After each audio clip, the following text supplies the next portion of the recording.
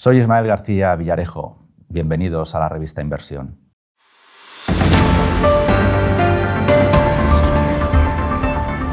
Inversores, os estábamos esperando. Bienvenidos a una nueva sesión del CEO Summit 2021. Estamos en la convocatoria de otoño. Sabéis que la última fue en enero, en la de invierno, y ya allí empezábamos a debatir sobre cómo se recuperaría la economía española y en general la global. La parte de cómo se recuperará la economía global se la dejaremos a Álvaro y a sus invitados. Será otro de los episodios que tenéis ya disponibles del CEO Summit 2021. Pero aquí estoy con nuestros invitados, Rosa, Raimon, para hablar de España, de cómo se está recuperando España.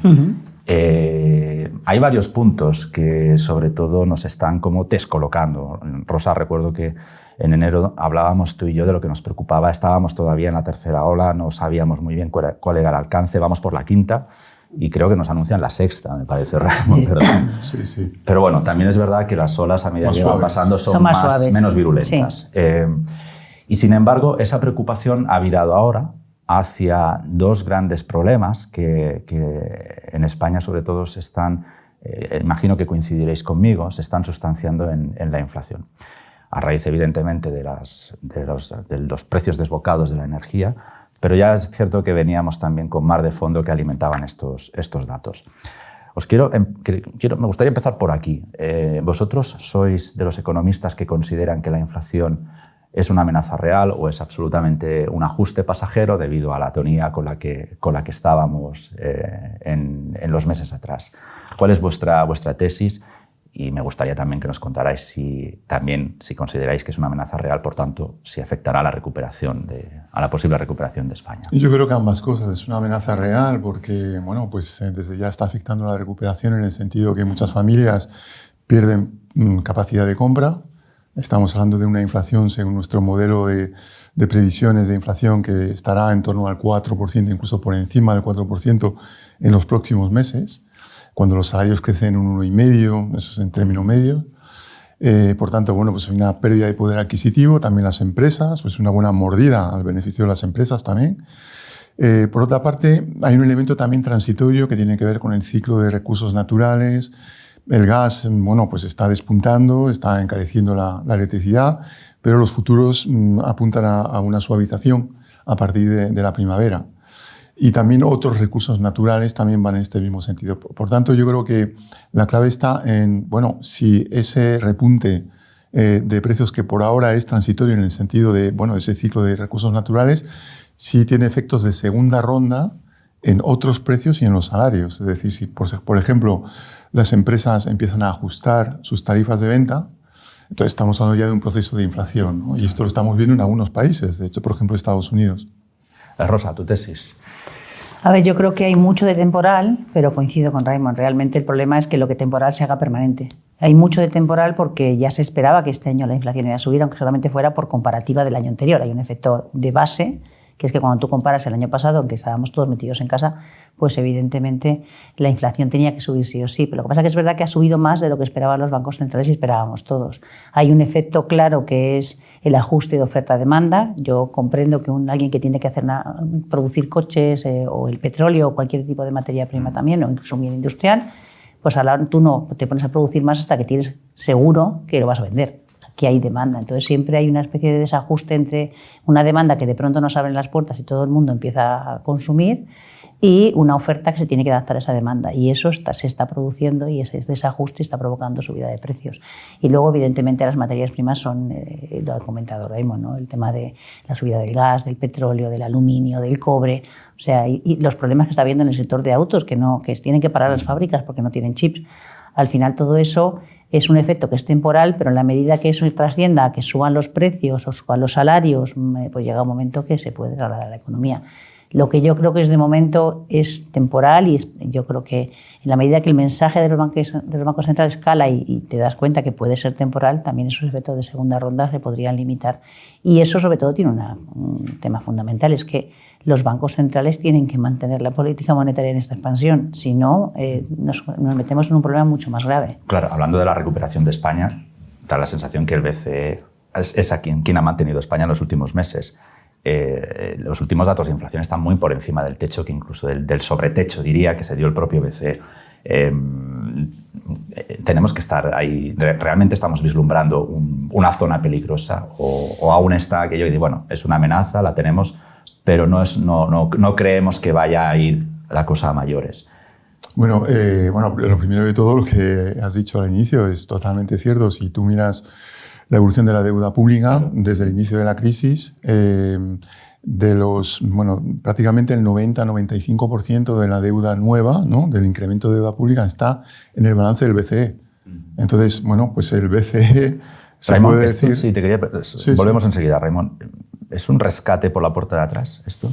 No, yo no diría eso, porque realmente el BCE compra deuda en función de una serie de requisitos y de condiciones que cumplimos. Es decir, bueno, pues los propios mercados tienen que empezar comprando la deuda y solo después la compra el BCE. Por tanto, yo creo que cumplimos esos requisitos. Entonces, yo no diría que es un rescate por la puerta de atrás, pero sí que es un apoyo muy importante. Yo creo que no estaríamos hablando aquí tranquilamente de recuperación económica que se está dando, de repunte de inflación y una cierta mordida en el poder adquisitivo, pero bueno, el consumo va creciendo si no fuera por el BCE.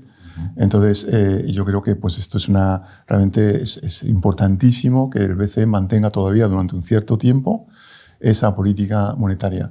Y aquí el BCE está ante un desafío, o bien considera que este repunte de precios representa una amenaza, como ha dicho Rosa también, y entonces tiene que alertar, ¿no?, de la importancia de anclar las expectativas para evitar que esos efectos transitorios se conviertan en efectos permanentes de segunda ronda, y para eso tiene que tener ese discurso. Pero por otra parte, si ese discurso lo interpretan los mercados como un endurecimiento prematuro de la política monetaria, esto podría encarecer el coste de la deuda pública y, por tanto, de alguna manera debilitar o incluso desencarrilar la recuperación económica en marcha en países tan endeudados como España. Esto sería terrible. Yeah. Entonces, ahí está el BCE. Yo considero que tal vez ha pecado hasta ahora, quizás en exceso de, digamos, el efecto tranquilizador ha sido demasiado potente y al final puede ser poco convincente si la inflación se mantiene en el 4 durante muchos meses. Entonces, bueno, los mercados van a decir, los propios agentes, cualquiera de nosotros, que esto sencillamente carece de credibilidad. Y entonces ahí está un papel muy complejo del BCE en los próximos meses. Los próximos pasos del Bundesbank, ¿cómo te atreverías a analizarlos? Bueno, el Bundesbank ha cedido en cuestiones que realmente no son centrales. Por ejemplo, la flexibilización del objetivo de inflación. Bueno, porque efectivamente estamos muy por encima del 2%, entonces el BCE admite que bueno, se puede superar ese objetivo durante un cierto tiempo, siempre y cuando se mantenga a medio y largo plazo.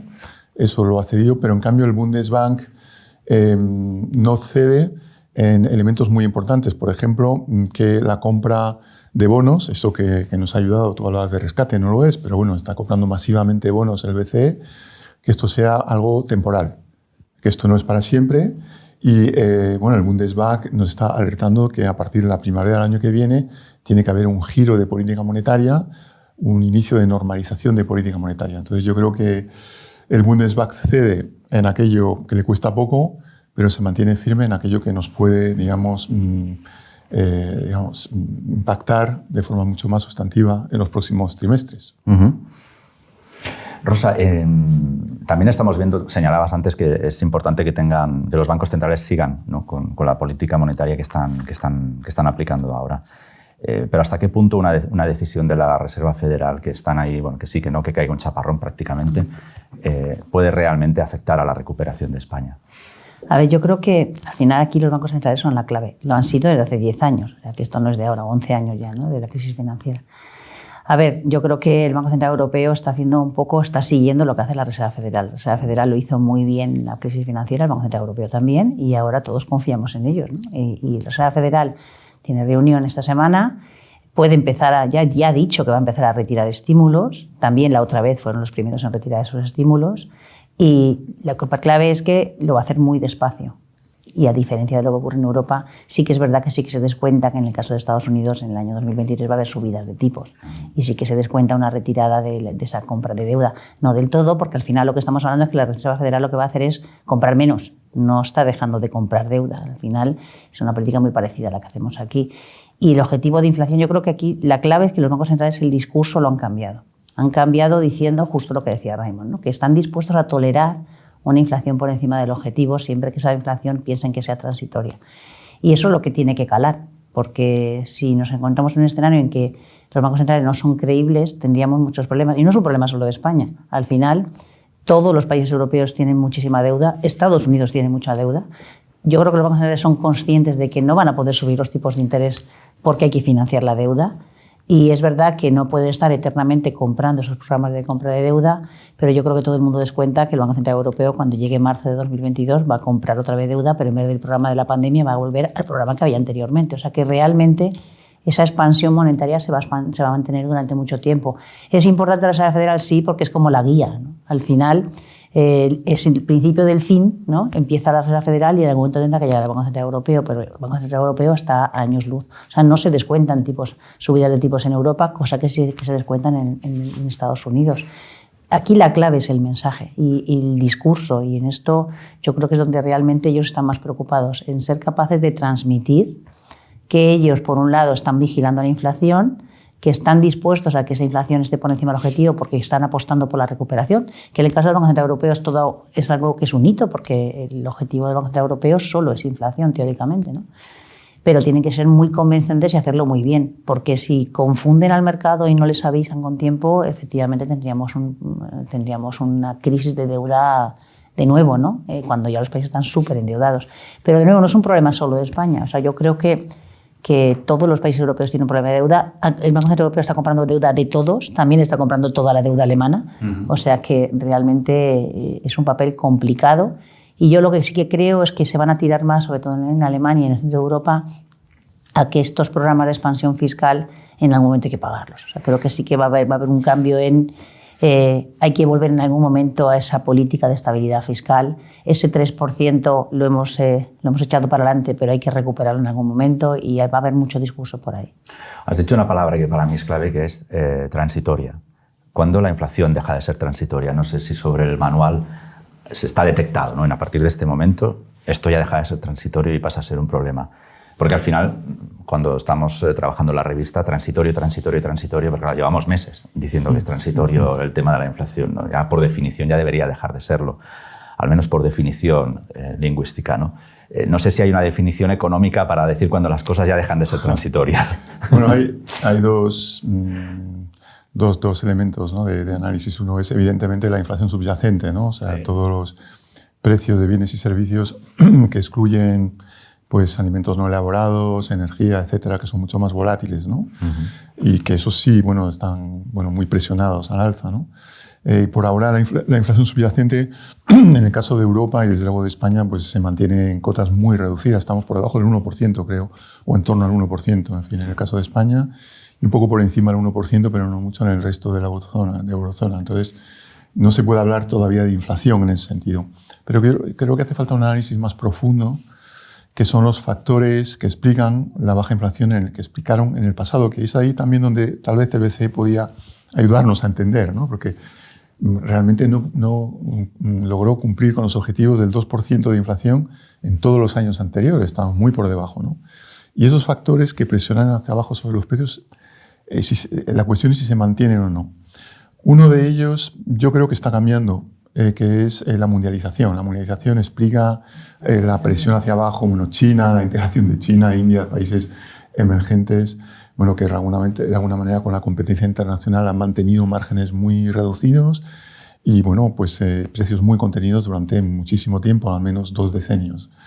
Ese elemento está cambiando por una recomposición de las cadenas de valor, un cambio muy importante en China, posiblemente indicios de crisis de deuda privada, pero ya veremos. En fin, ahí hay un elemento que está cambiando. Otro que creo que está cambiando en algunos países es el mercado laboral, ¿no? Realmente se puede resumir a que el mundo asalariado tiene miedo a perder el empleo Y esto es muy distinto a los años 70, donde había mucha reivindicación, un militantismo, ¿no? Sindical muy fuerte, bueno, que de alguna manera pues, permitía recuperar pérdida de poder adquisitivo por el mundo asalariado. Yo creo que esto es muy distinto hoy en día, aunque en algunos países bueno, se acercan ya al pleno empleo. Es el caso prácticamente de Estados Unidos, en algunos segmentos del mercado laboral del Reino Unido también, o incluso Alemania. Lo que pasa es que los asalariados tienen miedo, o sea, que aunque haya pleno empleo, es difícil para ellos, digamos, reivindicar incrementos salariales muy importantes. Y por tanto, bueno, pues ese elemento todavía se mantiene, pero con algunas cuestiones. Y el tercer pilar es el cambio tecnológico, que eso sí que se está acelerando, y esto nos permite también contener precios, por lo menos en algunos mercados. Entonces yo creo que hay los factores fundamentales, ¿no? Subyacentes, están modificándose y requiere una vigilancia para ver si efectivamente hay un riesgo de inflación subyacente pues, en los próximos años. Yo creo que al final lo que está claro, yo creo que está bastante claro, es que esos niveles de inflación que hemos tenido los últimos 10 años tan bajos, que entonces hablábamos de la deflación. Es que vemos que aquí enseguida cambiamos la letra de la canción muy fácilmente, ¿no? Tiempo real, Rosa, efectivamente, ¿no? Porque hace un año, cuando estábamos con el COVID, incluso antes, el riesgo de ser como Japón, la japonización de la economía europea, ese tipo, ¿sabes? Al final, bueno, yo creo que volver a niveles de inflación tan bajos como teníamos antes de la pandemia va a ser muy complicado. Esos factores que ha comentado Raimon siguen estando, pero su efecto ya cada vez es menor. El cambio tecnológico ha sido brutal, pero es verdad que ya la versión 13 del iPhone ya es muy parecida a la 12. Ya no es el cambio radical que había antes, ¿no? Yo creo que llega un momento que esa mejora tecnológica va a seguir estando ahí, pero ya no provoca esa bajada de precios al alto.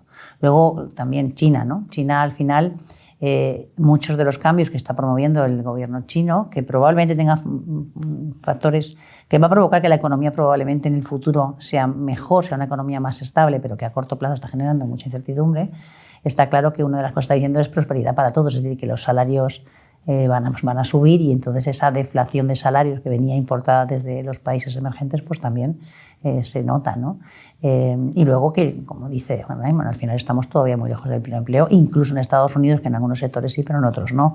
Al final la propia Reserva Federal te está diciendo que no puede empezar a retirar estímulos muy deprisa porque realmente el mercado de trabajo no está ni de lejos como estaba antes de la pandemia, que la tasa de paro que estamos viendo que es muy baja está muy lejos de ser real, que hay muchas personas que están ocupadas, pero que están ocupadas por debajo de lo que le quisieran, o sea que a lo mejor trabajan unas horas porque no tienen capacidad, no encuentran un trabajo de más tiempo, y eso quiere decir que todavía hay ahí una escasez de trabajo que hace que los salarios se estén conteniendo. Entonces, bueno, todo eso hace que probablemente la inflación, cuando pase, esperemos pronto en algún momento ya con las vacunas, las olas, nuevas olas, y volvamos a una vida un poco más normal, la inflación se estabilizará. Y la clave es si se va a estabilizar en el 1, en el 0 o en el 2. Y probablemente tiene pinta que se va a quedar más cerca del 2.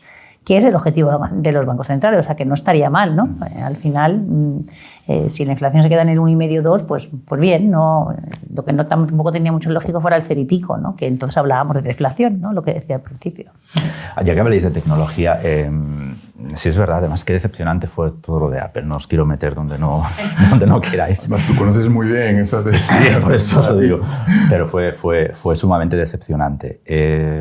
Además, el sentimiento de mercado fue el que fue. Es decir, ya parece que los inversores no acaban de comprar estos mensajes marketingianos y muy vacíos de algunas grandes corporaciones, no solo de Apple.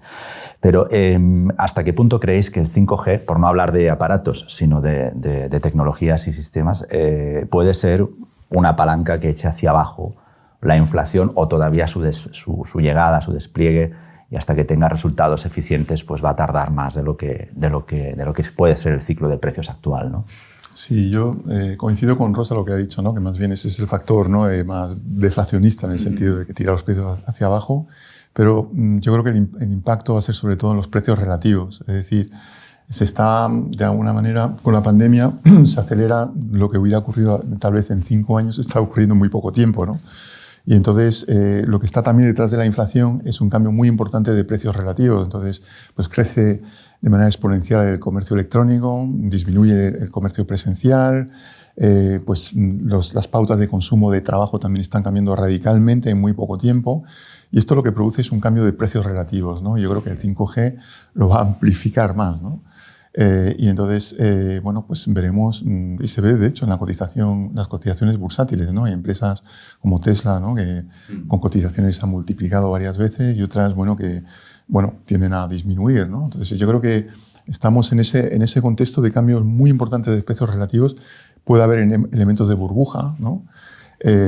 Pero yo creo que es importante para la política monetaria y la política económica precisamente intentar acomodar esos cambios de precios relativos. Por eso también es interesante, es importante aceptar un nivel de inflación un poco más alto durante un tiempo, no solamente porque hay elementos transitorios, pero también porque esos ajustes de precios relativos hay que acomodarlos e intentar, no, digamos, de alguna manera atenuar o intentar romper esa senda de ajuste de precios, porque de alguna manera rompería también la senda de innovación y de aprovechamiento de las tecnologías, ¿no? Yo creo que eso es un elemento interesante. Que la vida antes de... O sea, lo que está claro es que la pospandemia es totalmente diferente a la que teníamos antes. Y lo que antes hubiera ocurrido igual, pues esta revolución tecnológica, todo este cambio en la forma de vida que tenemos a partir de la pandemia, eso está generando pues un choque con respecto a lo que había antes, ¿no? Y todo el 5G al final, todo lo que es el Internet de las cosas, la conectividad, los coches eléctricos.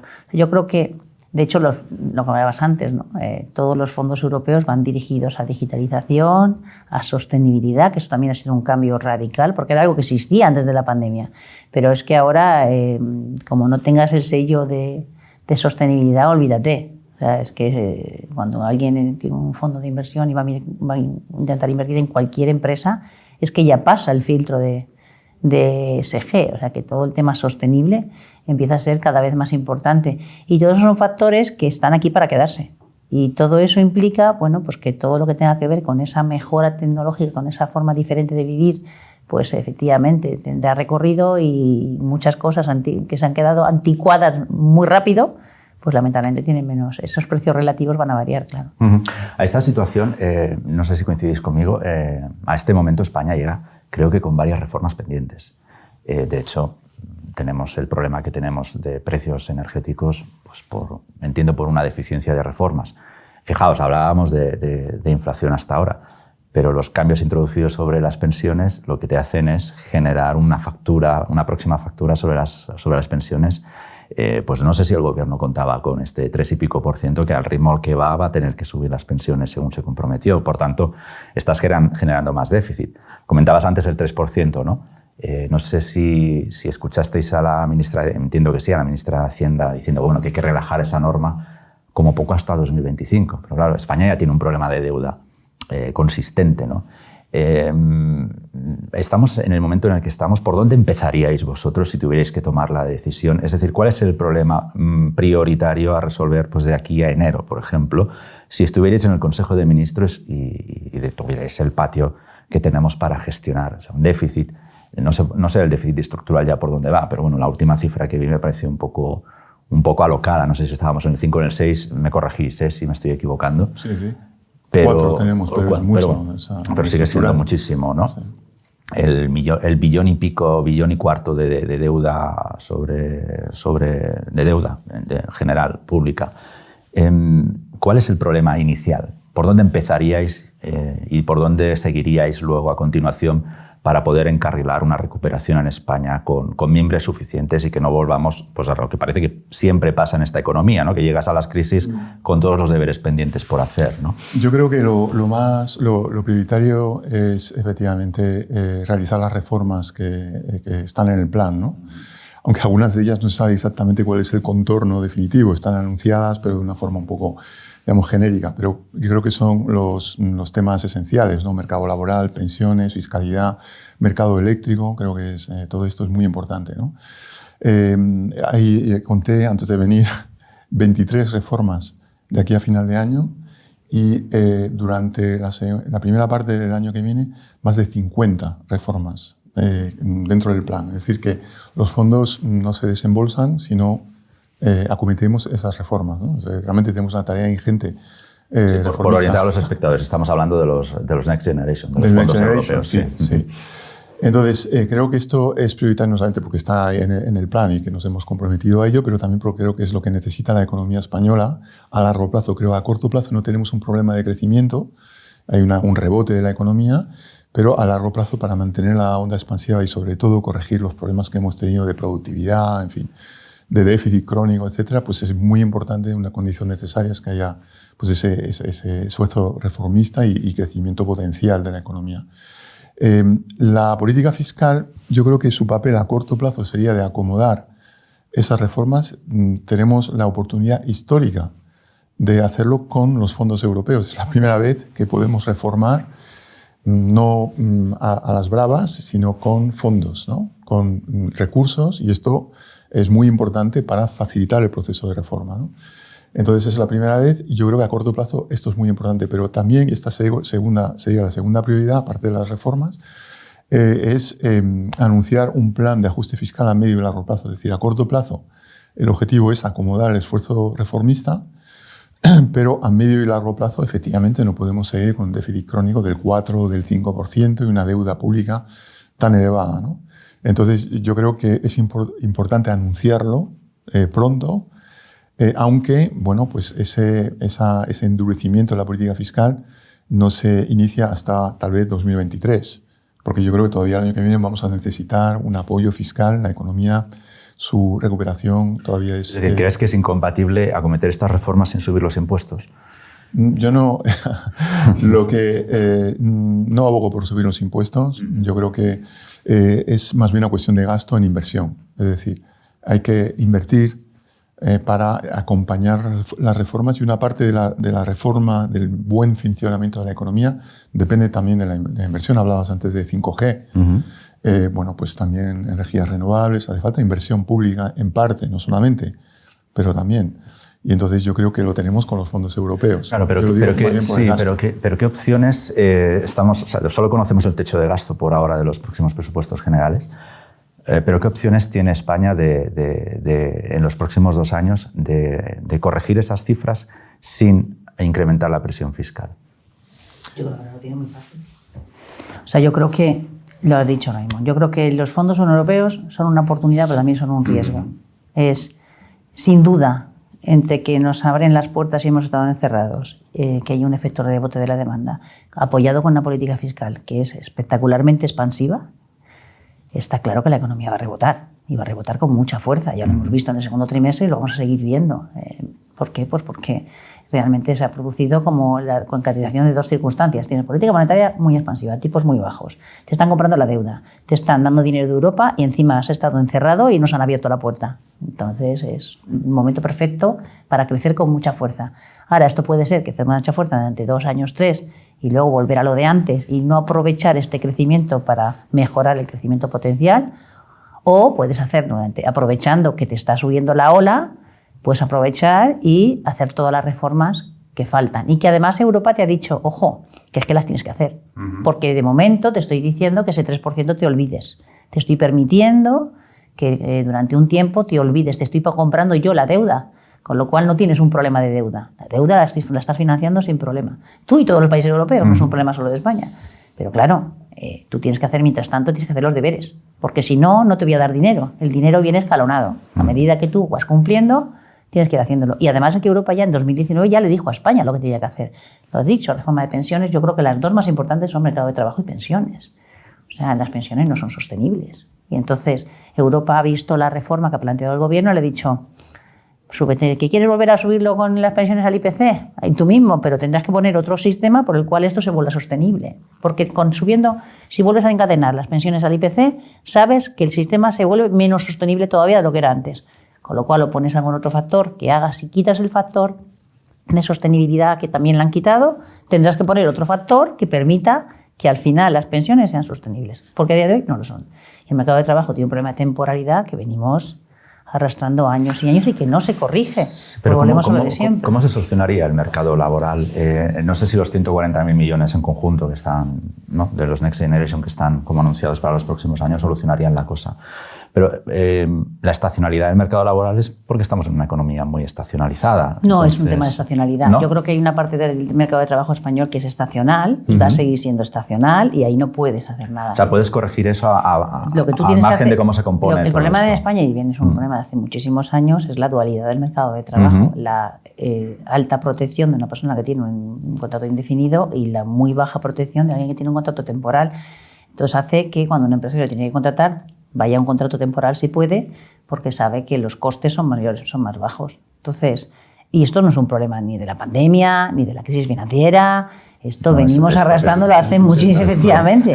O sea, no es un problema nuevo. Europa ya nos ha dicho hace muchas veces que tenemos un problema de excesiva temporalidad del trabajo. Y no es un tema de que en verano la gente se vaya de vacaciones y que en invierno los hoteles estén cerrados. No, porque la economía española es mucho más que el turismo. Entonces, hay un tema de regulación laboral que hay que cambiar.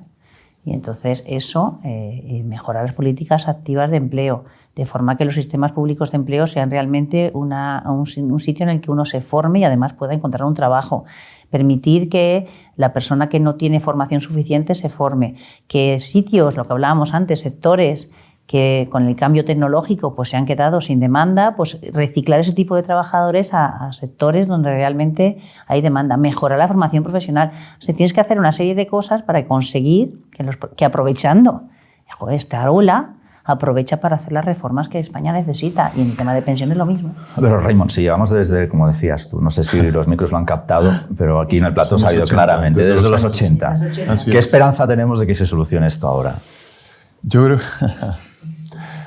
A ver, la primera diferencia, esto desde los años 80 y ya se han prometido varias veces, ¿no? Ha habido, de hecho, varias reformas y esta era la última, la definitiva, etcétera. Y bueno, estamos prácticamente en la misma situación, lo ha dicho Rosa, muy claramente. Yo creo que hay dos elementos, ¿no?, que cambian el escenario, ¿no?, en esta ocasión. El primero es que por primera vez se puede acometer una reforma con fondos. Esto no se había producido en las anteriores ocasiones, sobre todo en el 2012-2013, donde realmente la presión era de austeridad, ¿no?, fiscal. Entonces realmente no había que reformar, y a veces en un espacio de tiempo muy corto también. Eso también perjudica el diseño fino de la reforma. Estos son temas muy complejos y puedes hacer una reforma, puedes fallar en la reforma sencillamente por un problema de diseño en algunos parámetros. Lo vemos con las pensiones o lo vemos también con el mercado laboral, ¿no? Entonces ahora disponemos de esos fondos. Y otro elemento que yo creo que es importante, y es que yo creo que por primera vez hay una toma de conciencia, yo espero que generalizada, de que esta probablemente será una de las últimas oportunidades, por lo menos en los próximos años, 10 o 20 años, de realmente cambiar nuestro modelo productivo. Hay una toma de conciencia, primero, de que el anterior modelo productivo no funcionaba bien. Esto lo ha dicho Rosa, arrastramos problemas desde hace mucho tiempo. Y yo creo que ya todo el mundo está de acuerdo. La palabra temporalidad la utiliza todo el mundo ya, no solamente sindicatos o empresarios, pero todos los partidos políticos, en fin. Todo el mundo está de acuerdo con el diagnóstico. Y también sabemos que tenemos un espacio de tiempo muy corto para hacer las reformas, porque estos fondos están disponibles ahora y efectivamente, como ha dicho Rosa, el desembolso depende de que hagamos las reformas. Cada tramo pues, se desembolsa en función de las reformas que vamos a hacer. Y entonces esto es algo absolutamente único. Y entonces yo, en ese sentido, creo que si bien tal vez no hagamos la gran reforma que todos querríamos, pero por lo menos creo que sí que yo tengo esperanza de que vamos a poder avanzar por lo menos en algunas cosas, ¿no? Y contrariamente a otras épocas, ¿no? Y además podríamos conseguir algo que es hacer reformas no solamente de mercado laboral y pensiones, que estoy de acuerdo con Rosa que son temas esenciales, pero también el tema educativo, mercado eléctrico, es decir, y el hecho de hacer reformas, sabemos por ejemplo la experiencia de reformas como en Alemania, que el hecho de hacer muchas reformas, aunque sean pequeñas, pero hacer muchas en muchos ámbitos, hay un efecto multiplicador, ¿no? Y podríamos tal vez lograr ese efecto multiplicador. Creo que somos conscientes todos, o tenemos que serlo, de la oportunidad histórica que tenemos. Os quería preguntar, estamos hablando del mercado laboral. ¿Creéis que son correctos los pasos que se están dando con el SMI? porque bueno, vemos informes del Banco de España que penalizarán la creación de 130.000 puestos de trabajo. Es el momento con el escenario que habéis descrito, ¿no? sobre el mercado laboral y hacia dónde nos tendríamos que mover. ¿Son los pasos correctos? Al revés, sí. ¿Perjudican más que otra cosa? A ver, esto forma parte también, en cierto modo, de... Yo creo que, por lo menos, la experiencia internacional muestra que cuando no solamente es un problema de que Europa recomienda que llegue al 60% del salario medio, es que sencillamente la experiencia internacional, los estudios, hay como 12 o 15 empíricos muy buenos que muestran que un salario mínimo que se sitúa en el 60% o ligeramente por debajo no perjudica fundamentalmente el empleo, ¿no? Esto, digamos, hay también muchísimos matices, depende también del nivel de cualificación de los trabajadores, etcétera, de su edad, pero bueno, básicamente esto es una regla más o menos que se ha podido detectar en los análisis empíricos. Por tanto, me parece un objetivo acertado de ir hacia el 60%.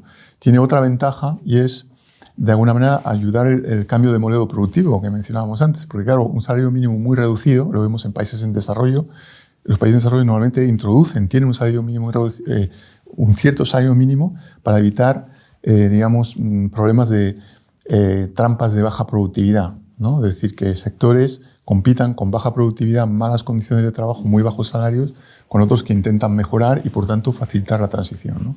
Por otra parte, también sabemos que el ajuste tiene que ser gradual, es muy importante, y negociado. O sea, yo diría que el principal problema que tenemos ahora es que no se ha pactado, es decir, que no ha habido un acuerdo pleno con todas las partes, ¿no? Porque sabemos que cuando son incrementos muy bruscos o no pactados con todos los agentes sociales, suelen producir el efecto negativo sobre la demanda de trabajo, que es evidente, suele ser mayor. Entonces, este es el principal problema, yo diría. Estamos a un par de minutos de terminar el streaming. Casi que me habéis llevado esta pregunta. Pero no, por concluir, ¿nos lo estamos jugando todo a los Next Generation, a los fondos europeos, sin ningún tipo de plan B? No es un tema que no lo estemos jugando todo. Yo creo que después de la crisis financiera el modelo económico español ya había cambiado y habíamos conseguido mucho ya, pero todavía nos quedaba un camino por recorrer. ¿Por qué? Pues porque habíamos conseguido salir de esa burbuja inmobiliaria y de ese excesivo peso del sector inmobiliario. Habíamos conseguido pues, que las exportaciones españolas fueran cada vez más amplias y además a más países. Nos hayamos subido mucho en la cadena de valor de nuestras exportaciones. Exportamos coches, exportamos mucho producto químico. O sea, se nos había visto ya como un país mucho más competitivo, pero teníamos todavía problemas que no habíamos conseguido terminar de hacer, ¿no? Yo creo que esta es la oportunidad de hacerlo. Probablemente si no hubiera llegado los fondos europeos no tendríamos esa oportunidad de hacerlo. Entonces no es que nos juguemos toda una carta, es que nos han puesto el balón y tenemos la portería vacía. Entonces es como, tienes que meter gol. Pero los futboleros igual nos sacan ejemplo de que una se falla. Claro, por eso justo, o sea, efectivamente, o sea, me han dejado el balón y tengo una portería vacía. ¿Quiere decir que voy a meter gol? Hombre, debería, pero me puedo equivocar. Pues esto es lo mismo, ¿no? Yo creo que aquí no es que nos estemos jugando todo a los fondos europeos, pero es una oportunidad que, como te digo, yo creo que es una gran oportunidad, pero también es un gran riesgo de utilizarlos para hacer medidas que realmente no solucionen problemas de fondo, que sí que probablemente tengan mucha aceptación, pero que al final no terminen de corregir los problemas. Entonces, yo creo que aquí la clave, lo has dicho antes, es negociar, ¿no? Y ser capaces, que aquí es donde yo veo más problemas, de ser capaces de algo pactado entre todos los partidos políticos, entre todos los empresarios, sindicatos, es decir, toda la sociedad tiene que tener en cuenta que esto es una oportunidad y que hay que aprovecharlo, porque si lo haces mal, se convertirá justo en lo contrario, ¿no? Raimon. Sí, yo estoy completamente de acuerdo con Rosa. Me gusta también con la metáfora de la portería, el penalti. Penalti, sin portero. Pero yo creo que el plan B es un ajuste traumático de la mano de los mercados. Es decir, si no lo conseguimos en esta ocasión, lo que pasará es que llegará, decías, el Bundesbank o el Ministerio de Hacienda de Alemania. Exacto. No menos poderoso. Espera, te dará igual. O la Comisión Europea. Y tendremos que hacer prácticamente casi las mismas reformas, pero en muy poco tiempo, con poco margen de negociación y probablemente con un diseño peor. Entonces, y sin los fondos, porque será bajo el dictado de los mercados. Entonces, yo creo que tenemos las elecciones entre el plan A, que es podemos negociar, podemos hacer algo mucho más inclusivo, digamos, menos doloroso, probablemente, ¿no? Y más, o sea, realmente con más posibilidades de acompañar el crecimiento a corto plazo, o esperar a que nos dicten las reformas desde fuera, desde los mercados. Entonces, un problema, yo diría, casi de soberanía. Ramón Torres, director de Coyuntura de Funcas, muchas gracias por hacer streaming con nosotros. A vosotros por la oportunidad. Rosa, economista jefa en España del Deutsche Bank. Muchísimas gracias. Gracias a vosotros. Una vez más al CEO de la revista Inversión. Gracias. Y a todos vosotros, muchísimas gracias por el privilegio de vuestro tiempo. Hasta la próxima. Hasta luego. Hasta pronto.